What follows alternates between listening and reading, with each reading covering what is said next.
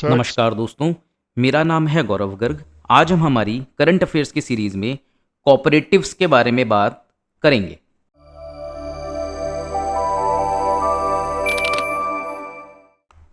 तो अगर हम देखें तो डॉक्टर वर्गीस कुरियन, जिनको फादर ऑफ वाइट रेवोल्यूशन कहा जाता है, उनका बर्थडे रिसेंटली 9 सितंबर को ही गुजरा है।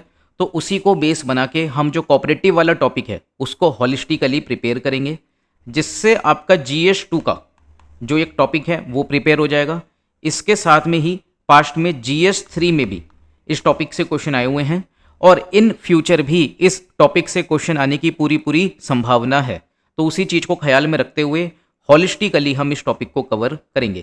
तो अगर हम देखें सबसे पहले कि कोऑपरेटिव होता क्या है, तो कोऑपरेटिव यदि आप नाम से भी सोचोगे तो कोऑपरेट है ना। कोऑपरेट का मतलब क्या हुआ? साथ में ऑपरेट करना। ठीक है, यानी कोऑपरेटिव में क्या होगा? कुछ लोग साथ में आएंगे और साथ में आके काम करेंगे। अब देखो, कुछ लोग जो हैं वो साथ में आए, क्यों साथ में आए? Because they would be having common objective, है ना। उनके एक जैसे ऑब्जेक्टिव होंगे, इसलिए वो लोग क्या है, साथ में आए। अच्छा, जब हम कोऑपरेटिव की बात कर रहे हैं तो साथ में वो कैसे आएंगे? अपनी मर्जी से आएंगे, इच्छा से आएंगे, इसलिए हो गया वॉलेंटरी। यानी कि कोऑपरेटिव में क्या है? पीपल वॉलेंटरी कम टुगेदर, ठीक है, विद अ कॉमन ऑब्जेक्टिव। अब कॉमन ऑब्जेक्टिव के लिए जब वो एक साथ आएंगे तब उनके पास में जो रिसोर्सेज होंगे उनको वो क्या करेंगे? पूल कर लेंगे। तो पूलिंग देयर रिसोर्सेज। और क्यों आए हैं वो? उनका मेन मोटिव क्या है? बेनिफिट। अब बेनिफिट भी किसका होगा? दोनों का होगा, यानी कि उन सब लोगों का होगा जो साथ में आए हैं। Therefore they have come together for mutual benefit with a common objective and they will pool their resources. ठीक है, अब कॉपरेशन या कॉपरेटिव क्यों जरूरी हो जाता है? क्योंकि जब हम बात करते हैं मार्केट की, तो मार्केट जो होता है, जो वल्नरेबल ग्रुप्स हैं, यानी कि वे ग्रुप्स जो ज़्यादा प्रोन हैं टू अटैक, ठीक है, जो ज़्यादा खतरे में हैं, या जिनको हम कह सकते हैं जो कमज़ोर वर्ग हैं या कमज़ोर समूह हैं, उनकी जो नीड्स हैं उनको एडिकेटली एड्रेस नहीं कर पाता है। इस वजह से जब वो लोग मिलके काम करेंगे, ठीक है, वो मिलके कोऑपरेटिव बनाएंगे और उसके साथ में काम करेंगे, तब उनकी बार्गेनिंग पावर जो है वो बढ़ जाएगी, कॉम्पिटिटिवनेस जो है वो भी बढ़ेगी, और इसके कारण क्या होगा? इंक्लूसिव डेवलपमेंट होगा। अच्छा, इंक्लूसिव डेवलपमेंट कैसे होगा इससे? अब देखो, इंक्लूसिव डेवलपमेंट का मतलब क्या है कि डेवलपमेंट ऐसा जिसमें हर सेक्शन का विकास हो। ठीक है, यानी इंक्लूसिव डेवलपमेंट की जब हम बात करेंगे तब हम कह सकते हैं उसमें जो मार्जिनलाइज्ड सेक्शन है उसका भी डेवलपमेंट होना चाहिए।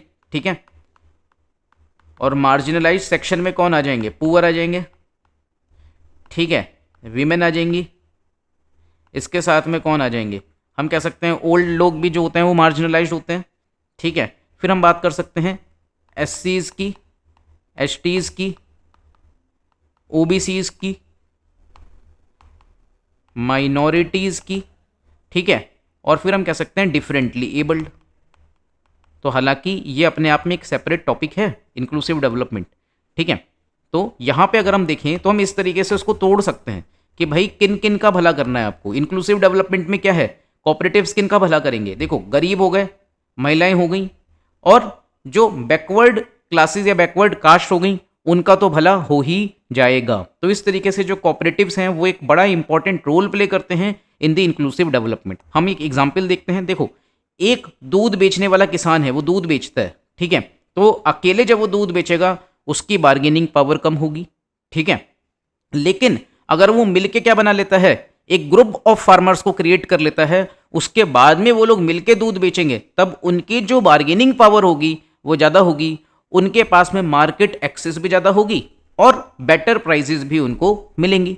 अब सोचो कि एक किसान जो है वो अकेले दूध निकालता है और वो सिटी में दूध को बेचने जाता है, तब उसकी जो ट्रांसपोर्टेशन कॉस्ट आएगी वो ज़्यादा होगी। लेकिन अगर ग्रुप ऑफ फार्मर्स मिलके क्या करते हैं? ट्रांसपोर्टेशन करते हैं, ठीक है, तब जो कॉस्ट होगी किसकी? ट्रांसपोर्टेशन की, वो घट जाएगी। क्यों? क्योंकि यहां पे क्या हो जाएगा? इकोनॉमीज ऑफ स्केल हो जाएगा। तो इस तरीके से जो चीज़ हमें समझ में आई वो क्या है कि भाई कोऑपरेटिव से भला होता है किनका? मार्जिनलाइज्ड लोगों का, क्योंकि उनकी बार्गेनिंग पावर बढ़ जाती है, उनको अपनी प्रोडक्ट के बेटर प्राइजेज मिल पाते हैं और उनके पास में मार्केट एक्सेस यानी कि मार्केट तक पहुंचने की जो एबिलिटी है वो भी बढ़ जाती है। फिर हम बात करते हैं टाइप्स ऑफ कोऑपरेटिव का। तो कोऑपरेटिव्स कितने प्रकार की हो सकती हैं, तो आपको सोचना है किन किन सेक्टर्स में सहयोग किया जा सकता है।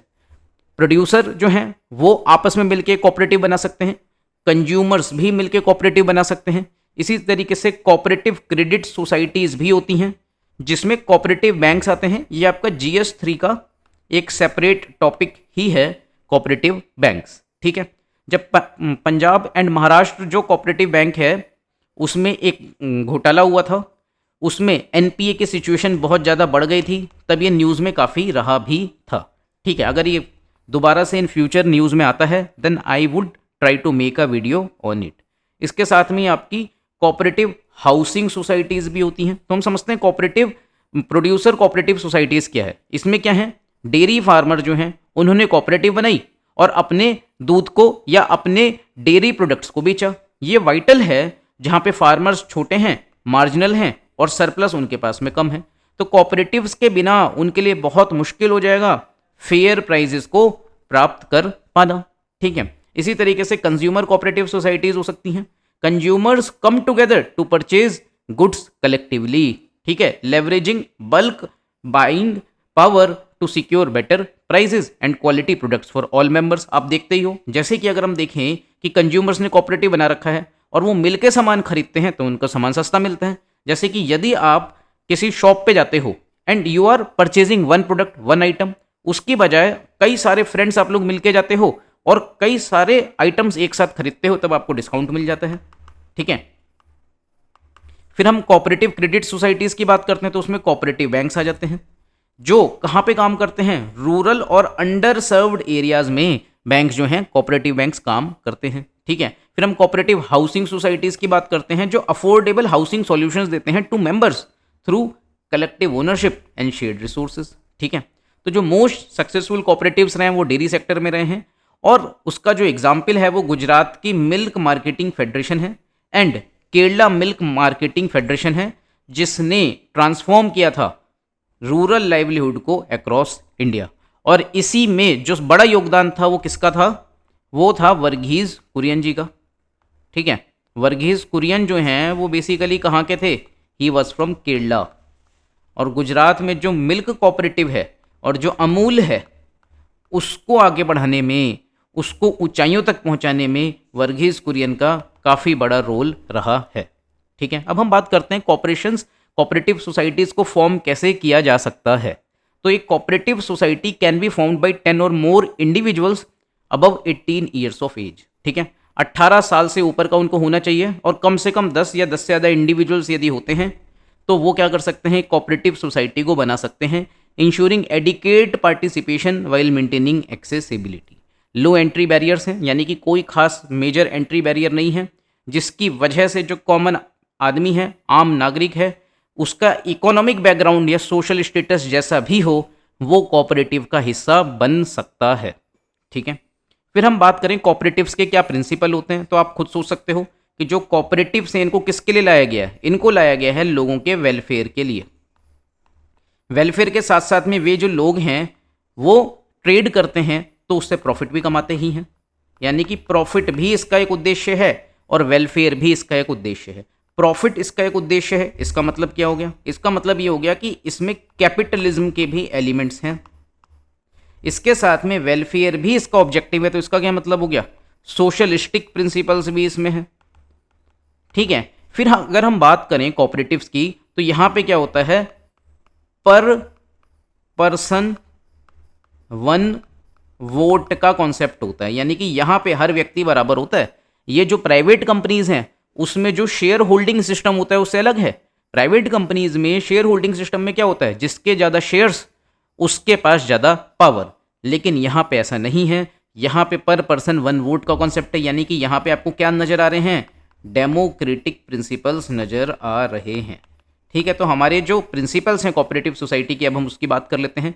एक तो डेमोक्रेटिक प्रिंसिपल्स हैं, one member one vote, unlike private companies जहाँ पे वोटिंग राइट जो है वो डिपेंड करते हैं शेयर होल्डिंग पर। ये इंश्योर करता है कि इक्वल पार्टिसिपेशन होगा regardless of economic contribution. Socialistic principles भी हैं, वेलफेयर ऑफ द मेंबर्स ये ज़्यादा महत्वपूर्ण है compare to profit maximisation, prioritise करते हैं कलेक्टिव बेनिफिट को और सोशल डेवलपमेंट को ओवर इंडिविजुअल गेन। ठीक है, कैपिटलिस्ट प्रिंसिपल्स कैसे, क्योंकि जो ये हैं ये बेसिकली एक बिजनेस एंटिटी ही तो हैं जिनका उद्देश्य प्रॉफिट जनरेशन तो होता ही है। ठीक है, इस तरीके से जो कॉपरेटिव्स हैं वो इम्बॉडी करते हैं कम्युनिटी वेलफेयर को भी, इंक्लूसिवनेस को भी एंड पीपल सेंट्रिक ग्रोथ को। तो ये एक बहुत ही यूनिक मॉडल है जो सोशल ऑब्जेक्टिव्स को बैलेंस करता है विद इकोनॉमिक वाइबिलिटी। ठीक है, अब हम बात करते हैं कि कॉपरेटिव्स का भारत में इवोल्यूशन कैसे होता है। तो देखो, आपको एक चीज़ जो मालूम है वो क्या होगी, हम अगर आपने मेरी हिस्ट्री की क्लासेस देखी हैं तो आपने देखा होगा कि भारत में कई सारे अकाल पड़े जब ब्रिटिशर्स यहाँ शासन कर रहे थे। एक तो 1770 से 1772 तक में एक अकाल पड़ा था। इस अकाल में लगभग 1 करोड़ लोग मारे गए थे, 10 मिलियन पीपल, आप सोच सकते हैं। इसके बाद में जो दूसरा अकाल पड़ा है वो 1876 या 1870s के आसपास में पड़ा है। इसमें भी 8 मिलियन के आसपास लोग मारे गए हैं। ये वो टाइम पीरियड था जब भारत में कौन रूल कर रहा था, लॉर्ड लिट्टन। तो लॉर्ड लिट्टन के टाइम पर उसके कार्यकाल में 80 लाख के आसपास लोग मारे गए हैं अकाल के कारण, फैमीन के कारण। और ये जो अकाल होते थे they used to be man made. ठीक है, लॉर्ड लिट्टन उस टाइम पे दिल्ली दरबार भी चला रहा था जब ये सारी घटनाएं हो रही थी। ठीक है, तो इससे जो है जो माहौल है वो काफ़ी खराब भी हुआ और ब्रिटिशर्स के विरुद्ध भी बना। तो ऐसे समय में जब यहाँ पे लिखा है 19th सेंचुरी के ओरिजिन में, 19th सेंचुरी में ओरिजिन हुई है, यानी कि 1800 में ही 1800 से 1899 तक में हमें क्या देखने को मिला कि किसी टाइम पीरियड में मद्रास प्रेसिडेंसी में अकाल आया। अब जब यहाँ अकाल पड़ा तब यहाँ के जो एडमिनिस्ट्रेटर्स थे उन्होंने कोऑपरेटिव सॉल्यूशंस को एक्सप्लोर किया as a response to agricultural distress. उन्होंने देखा कि एग्रीकल्चर में समस्या है तो हमें कोऑपरेटिव सॉल्यूशन की ओर जाना चाहिए। तो जर्मन मॉडल को स्टडी किया गया। एक व्यक्ति थे जिनका नाम था निकोलस फ्रेडरिक्सन। उन्होंने जर्मन के सक्सेसफुल कोऑपरेटिव मॉडल को पढ़ा और रिकमेंड किया गया कि उसको अडॉप्ट किया जाए इंडियन कंडीशंस में। ठीक है, 1904 में पहली बार एक्ट आता है, कोऑपरेटिव सोसाइटीज एक्ट। ठीक है, जिसने स्टैब्लिश करा एक फ्रेमवर्क, लीगल फ्रेमवर्क यानी कि कानूनी रूपरेखा कि कोऑपरेटिव मूवमेंट ब्रिटिश इंडिया में कैसे चलेगा। 1912 में इस एक्ट को रिवाइज किया गया और जो रेगुलेटरी फ्रेमवर्क था उसको और भी ज़्यादा बेहतर बनाया गया। 1919 में हम देखते हैं, आपको मालूम है 1919 में क्या आया था, गवर्नमेंट ऑफ इंडिया एक्ट आ गया था। ठीक है, तो इस टाइम पे जो कोऑपरेटिव्स हैं उनको इंक्लूड किया गया in the provincial list under the government of India act और गिविंग प्रोविंसेस ग्रेटर ऑटोनॉमी। हम बात करते हैं पोस्ट इंडिपेंडेंस इंडिया में क्या होता है। देखो, उसके बाद में हमें मालूम है कि स्टेट लिस्ट होती है, यूनियन लिस्ट होती है एंड कॉन्करेंट लिस्ट होती है। तो हमने क्या देखा कि पोस्ट इंडिपेंडेंस में कोऑपरेटिव्स को एंट्री नंबर 32 में रखा गया स्टेट लिस्ट में, और जो एक से ज़्यादा राज्यों में कोऑपरेटिव्स काम करते हैं जिनको हम मल्टी स्टेट कोऑपरेटिव्स कहते हैं उनको एंट्री नंबर 44 में रखा गया यूनियन लिस्ट के। ठीक है, अब कुछ इंस्टीट्यूशंस भी बनाए गए कि कोऑपरेटिव्स ठीक से काम करें और एक पॉलिसी फ्रेमवर्क यानी कि पॉलिसी के लिए एक रूपरेखा भी तैयार करी गई। तो जो इंस्टीट्यूशन था उसका नाम है NCDC, national cooperative development corporation. यह एक स्टैट्यूटरी बॉडी है जो प्रमोट करती है कोऑपरेटिव्स को फाइनेंशियल एंड टेक्निकल सपोर्ट के माध्यम से। ठीक है, इसके साथ में ही एक नेशनल कोऑपरेटिव पॉलिसी भी लाई गई 2002 में। अब देखो यहाँ पे पॉलिसी क्यों लाई जा रही है, पॉलिसी इसलिए लाई जा रही है क्योंकि अगर हम देखेंगे कोऑपरेटिव्स स्टेट लिस्ट में है तो सेंट्रल गवर्नमेंट एक पॉलिसी लेके आ सकती है, नीति लेके आ सकती है और राज्यों से कह सकती है that you should follow this policy. ठीक है, लेकिन सेंट्रल गवर्नमेंट स्टेट्स को मजबूर नहीं कर सकती यदि वो कोऑपरेटिव एक पर्टिकुलर स्टेट में ही काम कर रहा है और वो मल्टी स्टेट कोऑपरेटिव नहीं है तो। ठीक है, तो एक कॉम्प्रिहेंसिव फ्रेमवर्क था ताकि हॉलिस्टिक डेवलपमेंट यानी कि संपूर्ण विकास हो सके कोऑपरेटिव्स का अक्रॉस सेक्टर्स। ठीक है, अब हम देखते हैं कि कोऑपरेटिव्स क्या रोल प्ले करते हैं इकोनॉमिक ग्रोथ में और सस्टेनेबल डेवलपमेंट में। तो आप देखो कोऑपरेटिव्स कैसे काम करते हैं उसका एक उदाहरण समझते हैं। आप लोगों ने तारक मेहता देखा होगा। अगर आपने तारक मेहता देखा है तो उसमें माधवी एक लेडी है ना, वो क्या करती हैं, अचार पापड़ का बिजनेस करती हैं, वो पापड़ बनाती हैं। अब आप उसको देखोगे, वो जो हैं माधवी, वो अकेले पापड़ बनाती हैं और उनके हस्बैंड जो हैं भिड़े, वो क्या करते हैं, अचार पापड़ की डिलीवरी करते हैं। ठीक है, तो अगर हम देखें तो उनका काम बहुत छोटे लेवल पर है ना, स्मॉल लेवल पर उनका काम है। लेकिन इस तरीके की यदि बहुत सारी जो फीमेल्स हैं जो यही काम कर रही हैं पापड़ बनाने का, वो आपस में क्या कर लें, कोऑपरेट कर लें और अपना एक समूह बना लें, तब उनके पास में क्या होगा, मैन पावर बढ़ जाएगी। अब माधवी अकेली बनाती हैं पापड़, तो उनकी एक लिमिट है पापड़ को बनाने की। यहाँ पे हम मैन पावर की जगह क्या कह देते हैं, वुमेन पावर बढ़ जाएगी। ठीक है, ठीक है, यानी कि ह्यूमन रिसोर्स जो है वो बढ़ जाएगा। कब, जब एक से ज़्यादा फीमेल जो है वो इंक्लूड हो गई हैं किसमें, पापड़ बनाने में। और इसके साथ में उनकी जो बार्गेनिंग पावर है वो भी बढ़ जाएगी। इसके साथ में जब वो मिलके काम करेंगी, अपने रिसोर्सेज को पूल कर लेंगी, तब उससे क्या होगा, सोचो आप, उनके द्वारा जो पहले खर्चा किया जा रहा था वो कम हो जाएगा। क्यों, क्योंकि हमें मालूम है कि जब कई बड़े स्केल पे कोई सामान का प्रोडक्शन होता है कंपेयर टू जो स्मॉल स्केल पे प्रोडक्शन है, तब वो सामान सस्ते में बन जाता है। इसको हम कहते हैं इकोनॉमीज ऑफ स्केल। ठीक है, तो माधवी जब अकेले पापड़ बनाती थी, उस टाइम पे जो खर्चा होता था वो उससे कम खर्चा होगा जब कई सारी फीमेल्स मिलके क्या करेंगी, पापड़ बनाएंगी। ठीक है, तो उससे क्या होगा, जब उनकी कॉस्ट घट जाएगी किसकी, बनाने के सामान को, और यदि वो प्राइस सेम रखते हैं तब उनका जो प्रॉफिट है वो इंक्रीज हो जाएगा। ठीक है, तो उसी चीज को हम कह सकते हैं कि किस तरीके से जो कोऑपरेटिव्स है, एक तो ये एम्प्लॉयमेंट जनरेशन करता है किनमें, अंडर सर्व्ड एरियाज में। ठीक है, बेनिफिट करता है फैमिलीज को, मेंबर्स को, फैमिलीज को, मार्जिनलाइज्ड कम्युनिटीज को। इससे इंक्लूसिव ग्रोथ होती है, वुमेन एम्पावरमेंट होता है, यूथ का एम्पावरमेंट होता है, डिसएडवांटेज ग्रुप का एम्पावरमेंट होता है, और इनइक्वेलिटी घटती है। देखो इनइक्वेलिटी कैसे घट रही है, क्योंकि हमने क्या देखा कि अगर मान लें हम केवल भिड़े जो है वो पैसे कमाता है, ठीक है, तो सैलरी जो घर में होगी, हाउस होल्ड इनकम होगी, वो कम होगी। लेकिन भिड़े के साथ में जब माधवी ने भी कमाना चालू कर दिया तो इनकम जो है पहले से ज्यादा बढ़ गई। तो उनकी इनकम बढ़ गई, तो जो अमीर व्यक्ति है उसके कंपैरिजन में उनके पास में जो पैसा है वो उतना कम नहीं है जितना पहले कम था। यानी कि जो असमानता थी वो घटी जब दोनों ने काम किया। तो हमने क्या कहा कि भाई जो कोऑपरेटिव्स हैं वो एक इंपॉर्टेंट रोल प्ले कर सकते हैं जो मार्जिनलाइज्ड सेक्शन है उसके अपलिफ्टमेंट का, वुमेन को जॉब सेक्टर में लेके आने का, इसके साथ में देश में प्रिवेलिंग इनइक्वालिटी असमानता को दूर करने का और पुवर्टी को दूर करने का। ठीक है, आई होप आपको ये चीज़ समझ में आई होगी। इसके साथ में जब हम बात करते हैं प्रमोटिंग सस्टेनेबल एग्रीकल्चरल प्रैक्टिसेस की, तो जो कॉपरेटिव्स हैं वो किस लेवल पे काम करते हैं, वो किसानों का भी भला कर सकते हैं या सस्टेनेबल एग्रीकल्चर को कैसे प्रमोट करते हैं। आप लोगों को ये मालूम है कि जो ऑर्गेनिक फार्मिंग होती है that is a difficult task in its initial phases, लेकिन ऑर्गेनिक फार्मिंग या और जो है वो क्या है, वो हेल्थ के लिए बहुत अच्छी है ना, हेल्थ के लिए बहुत अच्छी है। और अगर ऑर्गेनिक फार्मिंग होती है और हम ऑर्गेनिक फूड खाते हैं, ऑर्गेनिक क्रॉप्स खाते हैं, तब जो लोग हैं उनका स्वास्थ्य अच्छा रहेगा। तब क्या होगा, जो आउट ऑफ पॉकेट एक्सपेंडिचर होता है, आउट ऑफ पॉकेट एक्सपेंडिचर वो कम होगा। क्यों, क्योंकि लोग कम बीमार पड़ेंगे, हॉस्पिटल कम जाएंगे। तो ये भी एक बेनिफिट हुआ कि नहीं हुआ। ठीक है, तो कोऑपरेटिव्स ने क्या किया, स्मॉल स्केल ऑर्गेनिक फार्मर्स को एक साथ इकट्ठा किया ताकि वो अपने रिसोर्सेज को पूल कर सकते हैं, नेगोशिएट कर सकते हैं बेटर प्राइजेस को, और बल्क ऑर्डर्स सिक्योर कर सकते हैं, और एक स्ट्रॉन्ग मार्केट लिंकेज क्रिएट कर सकते हैं। इससे जो ऑर्गेनिक फार्मिंग है उसकी इकोनॉमिक वायबिलिटी, यानी कि जो पहले हम सोचते थे कि ये तो वायबल ही नहीं है ऑर्गेनिक फार्मिंग हो पाना क्योंकि पैसा ज़्यादा लगता है इनिशियली, उस चीज़ को हम इकोनॉमिकली वायबल बनाएंगे, इनकम भी बढ़ती है, ठीक है, इंप्रूव होती है, उसके साथ में इन्वायरमेंट भी कैसा रहेगा, सस्टेनेबल रहेगा।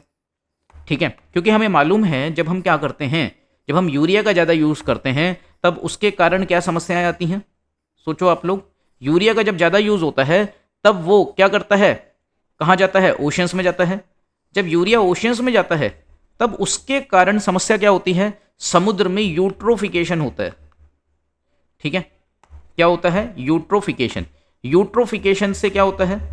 उस यूट्रोफिकेशन के कारण एल्गल ब्लूम होता है ना, और उस एल्गल ब्लूम के कारण क्या होता है? डेड जोन्स क्रिएट हो जाती हैं आपके ओशन में। ठीक है, आई होप आपको ये चीज़ समझ में आ रही होगी। अगर नहीं आ रही है तो बहुत टेंशन लेने की बात नहीं है, ये एक टॉपिक होता है जो हम इन्वायरमेंट में पढ़ते हैं। आप लोग जब भी इन्वायरमेंट पढ़ोगे you will get to know about it. तो बेसिकली हम कहना क्या चाह रहे हैं कि सस्टेनेबल एग्रीकल्चरल प्रैक्टिस है ये, और उसने किया है जो पॉल्यूशन होता है एग्रीकल्चर के द्वारा, एग्रीकल्चरल पॉल्यूशन को घटाया है, और जो पॉल्यूशन होता है वाटर पॉल्यूशन उसको डिक्रीज करने में भी एक बड़ा रोल प्ले किया है। तो आप सोचो कि हम बात कर रहे हैं कोऑपरेटिव्स की, और कोऑपरेटिव्स के माध्यम से हमने वुमेन एम्पावरमेंट तो देखा ही, हम ये भी देख रहे हैं कि पर्यावरण का कितना भला हो रहा है। ठीक है, फिर पॉवर्टी रिडक्शन की अगर हम बात करें तो कोऑपरेटिव्स आइडेंटिफाई करते हैं इकोनॉमिक अपॉर्चुनिटीज को, इंपावर करते हैं डिसएडवांटेज को, कलेक्टिव रिस्क शेयरिंग इसमें होती है। ऑब्वियस सी बात है, आप माधवी वाले एग्जाम्पल से ही समझ सकते हो कि जब सारी महिलाएं मिलकर एक साथ पापड़ बनाएंगी तब उनकी जो रिस्क शेयरिंग है वो क्या हो गई? कलेक्टिव हो गई। ठीक है, और फैसिलिटेट करता है ये एक्सेस टू एसेट्स। अगर हम बात करें इफ्को की, जो इंडियन फार्मर्स फर्टिलाइजर कोऑपरेटिव है, वो फार्मर के लाइवलीहुड को इंप्रूव कर रहा है और रूरल पॉवर्टी को घटा रहा है। इसके साथ में ही वुमेन एंड जेंडर इक्वेलिटी जो है उसको भी बढ़ावा मिलता है कोऑपरेटिव्स के माध्यम से। जैसे कि जो सेवा है self employed women association cooperatives, वो फोकस करते हैं empowering women workers. Access to quality education की भी बात आती है, क्योंकि जो सहकारी शिक्षण संस्था है महाराष्ट्र में, वो एजुकेशनल इंस्टीट्यूशंस भी चला रही है डाइवर्स बैकग्राउंड ग्रुप्स के लिए। इससे हेल्दी लाइफ भी आप जियोगे। हेल्दी लाइफ आप कैसे जियोगे वो हमने एक ही जो एग्जाम्पल था, ये जो शुरुआत के इनिशियली 2 एग्जाम्पल्स थे उससे पूरा ही हमने कवर कर लिया था कि कैसे गरीबी भी दूर हो जाएगी, कैसे वुमेन एम्पावरमेंट भी हो जाएगा, कैसे एम्प्लॉयमेंट जनरेशन भी हो जाएगा, कैसे सस्टेनेबल एग्रीकल्चरल एक्टिविटीज़ भी होंगी, और कैसे वाटर पॉल्यूशन भी कम होगा। और जो हम बात करते हैं किसकी, एक सस्टेनेबल इन्वायरमेंट की, वो भी क्रिएट होगा। फिर हम क्वालिटी एजुकेशन के साथ में की बात कर सकते हैं, और गुड गवर्नेंस। गुड गवर्नेंस की अगर हम बात करें तो क्या है? एनसीडीसी। ये क्या होता है? National cooperative development corporation. इसको हम ऊपर भी पढ़ के आए हैं। तो ये बेसिकली क्या करता है? गुड गवर्नेंस को प्रमोट करता है फाइनेंशियल और टेक्निकल सपोर्ट के माध्यम से। ठीक है, आई होप आपको ये चीज़ समझ में आई होगी। अब हम अमूल की केस स्टडी ले लेते हैं। यदि आपको अमूल को बहुत अच्छे से समझना है तो उसके लिए एक मूवी है मंथन। ठीक है, यूट्यूब पे आप जाओगे तो 1-1.25 घंटे की ये फिल्म है।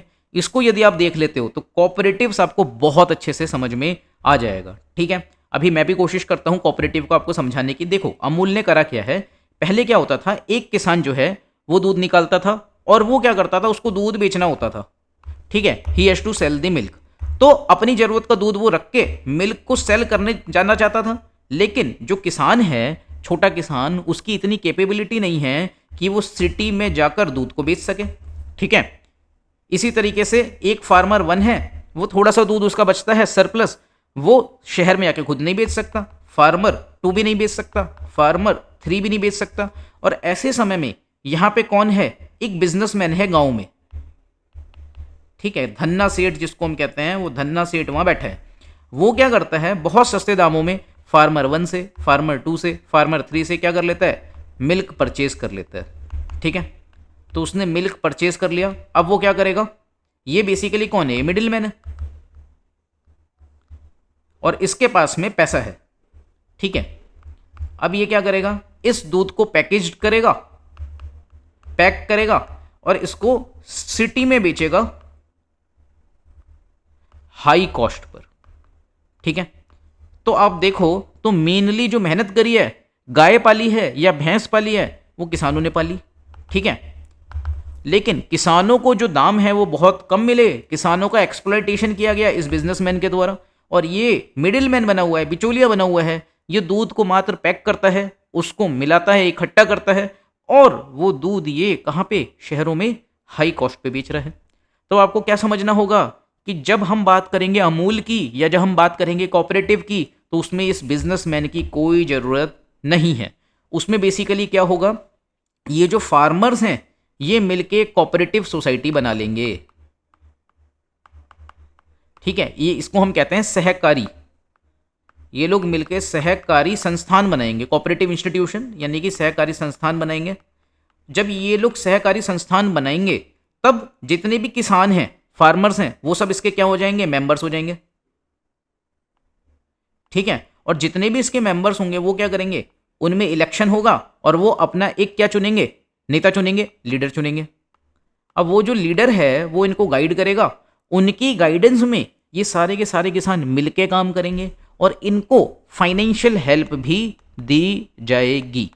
तो इस तरीके से हमने क्या देखा कि ये जो मिडिल मैन था, जो बिजनेसमैन था, जो बेसिकली किसानों के बेनिफिट में काफ़ी बड़ा हिस्सा ले जा रहा था, उसकी ज़रूरत अब पड़ेगी ही नहीं।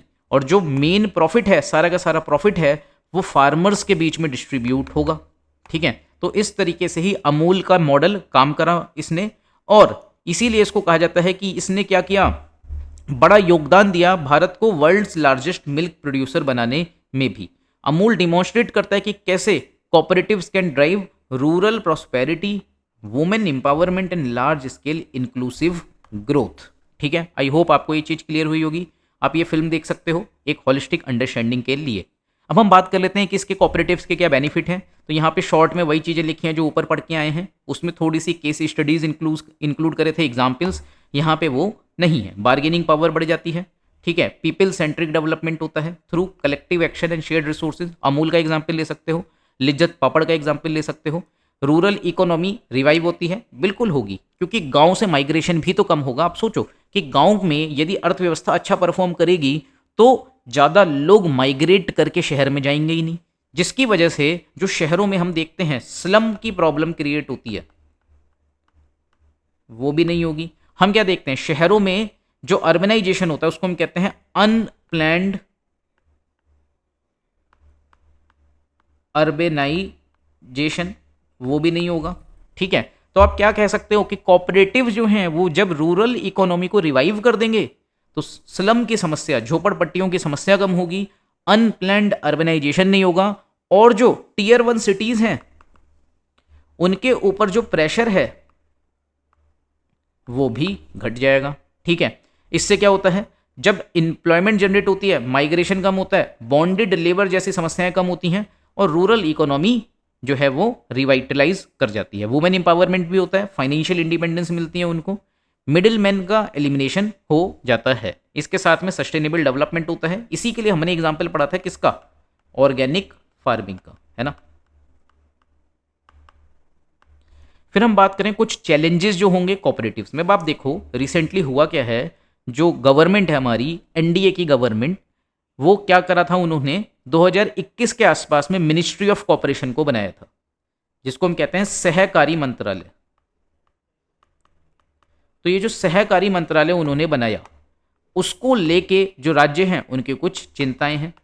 अब आप मुझे ये बताओ, जो कॉपरेशन है, कॉपरेटिव्स हैं, वो तो स्टेट लिस्ट में है अंडर एंट्री नंबर 32, लेकिन आपने मिनिस्ट्री ऑफ कॉपरेशन बना दिया, तो इससे क्या होगा, फेडरलिज्म के इशू आएंगे कि नहीं आएंगे, और इससे ज्यूरिसडिक्शनल कन्फ्लिक्ट्स आएंगे सेंटर और स्टेट में। ज्यूरिसडिक्शनल कन्फ्लिक्ट मतलब अधिकार क्षेत्र को लेकर विवाद। इसके साथ में ही पॉलिटिकल इंटरफेरेंस भी बहुत ज़्यादा होता है कॉपरेटिव्स में। देखो अभी जो हमने अमूल का उदाहरण पढ़ा था, तो अमूल में हमने क्या करा था कि बहुत सारे लोग जो हैं कॉपरेटिव्स के सदस्य बनेंगे और फिर इलेक्शन होंगे। तो कई बार ऐसा देखने को मिलता है कि जो इलेक्शन होने होते हैं उसमें पॉलिटिकल पार्टीज बहुत ज़्यादा इंटरफेयर करती हैं, और वो ये चाहती हैं कि उनका ही व्यक्ति जो है वो क्या बने, कोऑपरेटिव का नेता बन जाए। ठीक है, तो इसके कारण होता क्या है, और जो इलेक्शन ऑफ बोर्ड्स होते हैं और often influenced by political parties, cooperative resources का मिसयूज होता है, और मेंबर्स के जो इंटरेस्ट होते हैं उनसे डेविएशन हमें देखने को मिलता है। इसके साथ में जो कॉपरेटिव्स हैं, हमने क्या बात करी थी कि भाई वो लोग मिलके फार्मर्स कोऑपरेटिव बना तो लेंगे, लेकिन उस कोऑपरेटिव को काम करने के लिए पैसा भी तो चाहिए। उस मिडिल मैन के पास में, जो धन्ना सेठ था, बिजनेसमैन था, उसके पास में तो खुद का पैसा था, लेकिन कॉपरेटिव्स को काम करने के लिए जो पैसा चाहिए, जो फाइनेंस चाहिए, वो किस पे निर्भर करता है, वो स्टेट की ग्रांट पे निर्भर करता है।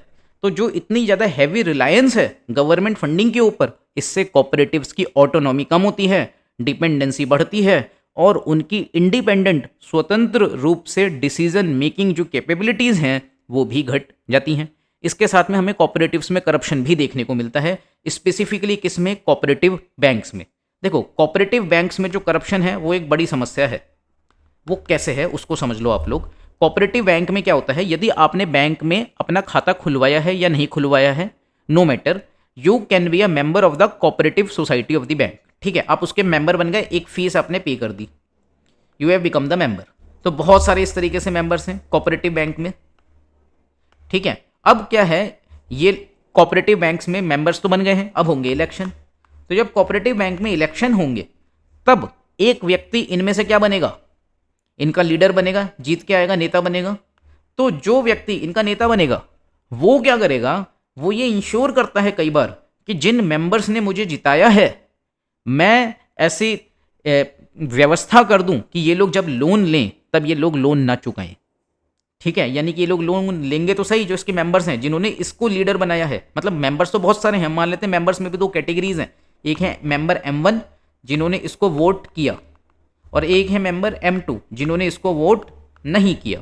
तो मेंबर 1 ने इसको वोट किया है ना, तो ये जो लीडर है ये क्या करेगा, इंश्योर करेगा कि जो M1 है ये जब लोन लेंगे ना तब ये लोन चुकाएंगे नहीं, क्योंकि अगर ये लोन चुकाएंगे तब इनके M1 जो मेंबर्स हैं इनके आदमी का लीडर बनने का क्या फायदा।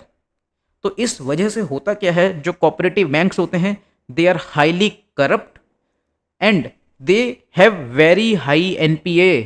ठीक है, तो वाइड स्प्रेड करप्शन है, मिसमैनेजमेंट है। उसका एक उदाहरण था Punjab and Maharashtra cooperative bank, NPA crisis आ गई थी वहां पे, इससे फाइनेंशियल स्टेबिलिटी प्रभावित हुई और जो बैंक्स हैं कोऑपरेटिव बैंक्स हैं उनमें जो भरोसा है वो भी कमजोर हुआ।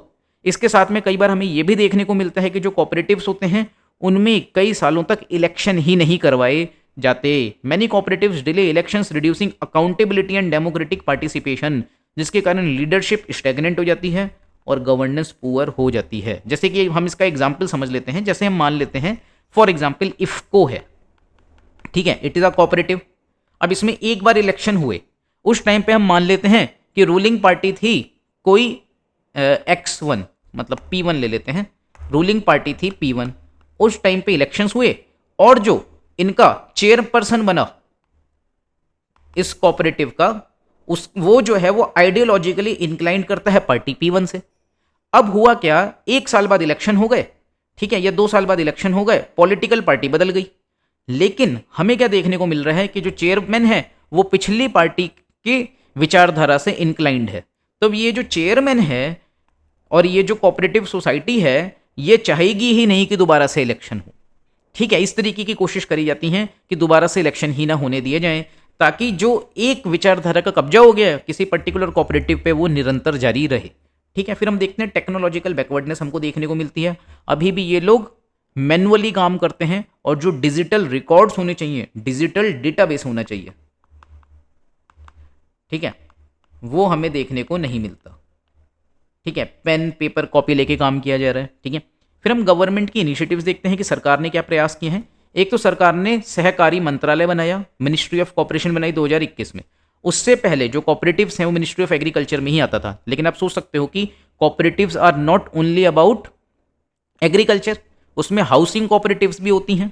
ठीक है, तो इस वजह से मिनिस्ट्री ऑफ एग्रीकल्चर में रखने का कोई मतलब नहीं था, और मिनिस्ट्री ऑफ एग्रीकल्चर अपने आप में बहुत सारी चीज़ों को लिए हुए रहता है, जिसकी वजह से इट वाज ओवरबर्डन्ड।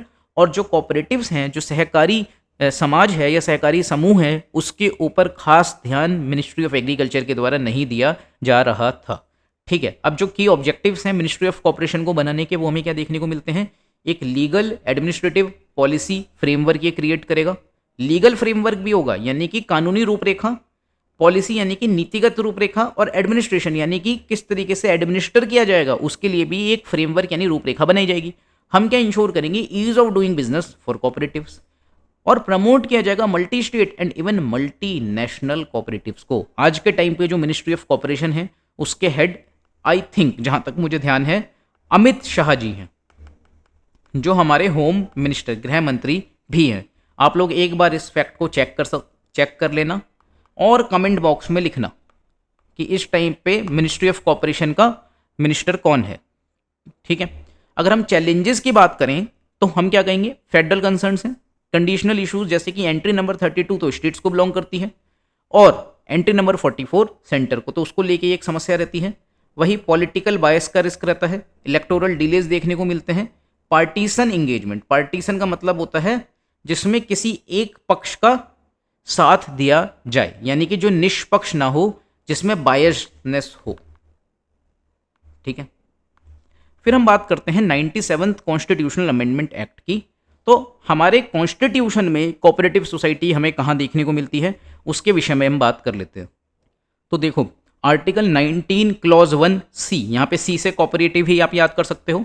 इसने कहा है कि फंडामेंटल राइट है ये नागरिकों का कि वो कोऑपरेटिव्स को बना सकते हैं, इंश्योर कर सकते हैं constitutional protection for cooperative movement and member participation. इसके साथ में आर्टिकल 43 बी जो है ये डीपीएसपी हमारा directive principle of state policy, वो मैंडेट करता है promotion of cooperatives and making it a constitutional obligation to support cooperative development. अब आप इसको कैसे याद करोगे, 43 ही है। यहाँ पे देखो सीबी जो है वो 3rd नंबर पे ही आता है, ठीक है। तो डीपीएसपी में आप ऐसे याद कर सकते हो, यहाँ पे 3 आ जाएगा, ठीक है। फिर यहाँ पे पार्ट 9 आ गया है, यहाँ पे भी 3 है, यहाँ पे भी 3 है, तो 3 × 3 करोगे तो यहाँ 9 आ जाएगा, ठीक है। तो पार्ट 9 भी हो गया।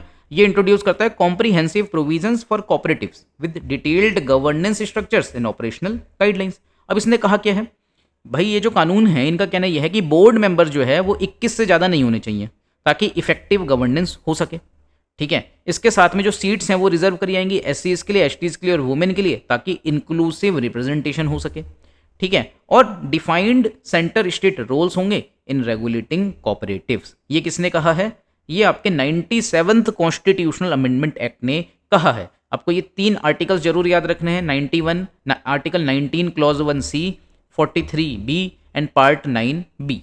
इसके साथ में 97th अमेंडमेंट भी याद रखना है।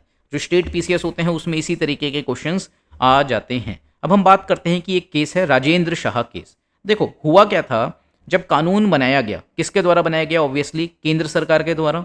तब उन्होंने क्या किया है, जो कानून बनाया है उसमें कुछ कमियां हैं। वो कमियां ये लीगल प्रॉब्लम्स क्या हैं, गुजरात हाई कोर्ट ने पूरे के पूरे पार्ट 9 बी को ही क्या कर दिया था, स्ट्रक डाउन कर दिया था अंडर आर्टिकल 368। उन्होंने कहा कि भाई देखो, जो कोऑपरेटिव्स है ना वो तो स्टेट के अंडर में आते हैं, और यदि आप एक कानून लेके आ रहे हो जो फेडरल प्रिंसिपल्स को प्रभावित कर रहा है, तब उसमें आपको क्या चाहिए, कम से कम 50% स्टेट्स का रेटिफिकेशन, यानी कि उनकी सहमति स्वीकृति की आवश्यकता है।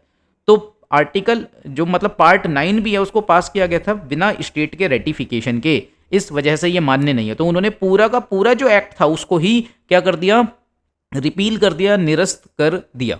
लेकिन जब मामला सुप्रीम कोर्ट में जाता है, ऑब्वियसली सरकार उसको चैलेंज करेगी। तब सुप्रीम कोर्ट ने 2:1 का वर्डिक्ट दिया। उसने कहा कि देखो, कुछ कोऑपरेटिव्स होते हैं जो स्टेट कोऑपरेटिव्स हैं, ठीक है, कुछ कोऑपरेटिव जो हैं वो मल्टी स्टेट कोऑपरेटिव्स हैं।